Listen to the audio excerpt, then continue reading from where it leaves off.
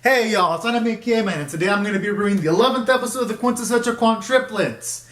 And just a PS, while I'm still on Team Miko till the day I die, I wouldn't mind if Ichika won and ends up being the bride, but I'm still Team Miko all the way. Just saying, y'all.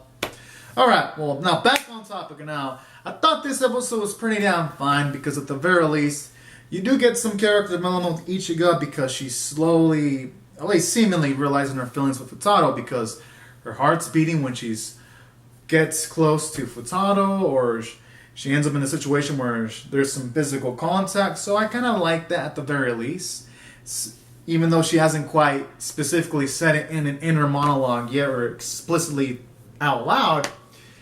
The episode's just making it pretty darn obvious, so I like that. And I like the way it set itself up for comedy too, like in little instances where they try to like disable this burglar alarm so that they wouldn't be in trouble by having Futato lift up Ichigo, and Ichigo's thighs are touching Futato's face. And that was a hilarious scene when Ichigo's like, "Don't enjoy the thighs," and that was like that was like a hilarious scene right there. And I liked it. I thought it was pretty good with the comedic timing, and then when you have Futato pretty much make a weight joke, well, not a weight joke on purpose, but he says, "You weigh too much," and I thought it was a funny joke, and I'm like, my boy, you should have said that you're not strong enough and you would have been in a better off situation, but I found it pretty funny, I gotta say. It's just like Futato to say something like that, so it made the episode livelier, dialogue scenes like that. And what I also enjoyed about this episode was, aside from getting development in that front, I also like how throughout this episode, it was pretty cool to see how after they get bailed out because Itsuki opens the door to where they're at and they accidentally break the door and the alarm goes off. I like how then it leads to a slight comedic scene where Futato mentions that him and Ichigo were in trouble by the teachers, and that was also another cool comedic scene. So I'd say this episode had some nice jokes sprinkled in, making the dialogue lively. And then I introduced a bit of tension when where Itsuki and you also have Miku kind of a bit pissed off at Futato for a bit, and I like how it, very least, gives us some type of emotional tension, because at the very least you have Futato try to like tell Miku about the situation and talk about it, and I like how when he finally is able to talk to Miku, it's in an igloo.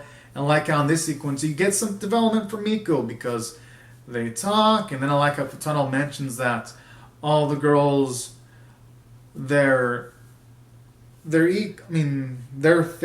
They're equal but fair, but they should also be fair. And I like how you have Miku take it to heart, and then you get some character development in that standpoint because she's also develops more feelings towards Futato in that instance. And I kind of like that scene because not only is it because she's developing more feelings for Futato, I also like that sequence because she's probably going to take the whole equal but fair thing to heart, and it's probably going to set her up for some more character development in the future where she's probably going to try to develop her own traits to try to make herself look more unique. At least that's what I'm assuming that scene's meant for. So that's why I felt it was also another cool character moment.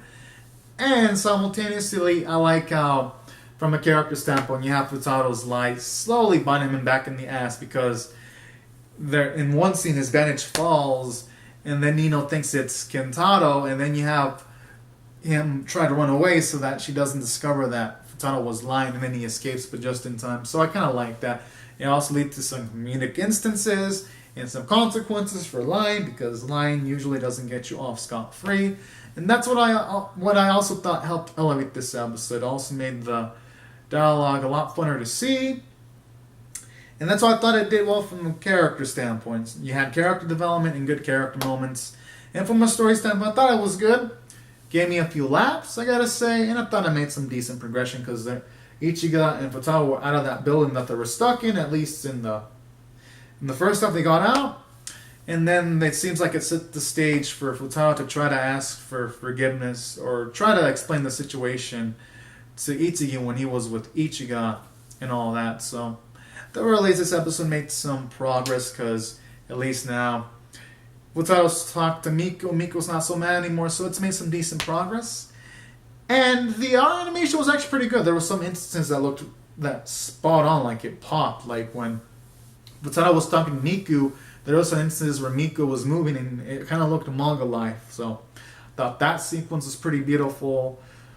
And the sequences where Futata was carrying Ichigo were also pretty good. So it had some nice moments, I gotta say, in the animation. And the art and the voice acting was pretty damn good. And taking all these factors into consideration, I'm gonna rate this episode an 8 out of 10 because I thought it was pretty darn good for these reasons. So anyways, guys and gals, these are my thoughts on the episode. Comment down your thoughts on the episode below in the comment section. Rate the video, subscribe, and I'll see you guys later. Subscribe for more because I'm definitely pumped up to see more episodes of the show. Alright everyone, thank you so much for watching. Bye bye.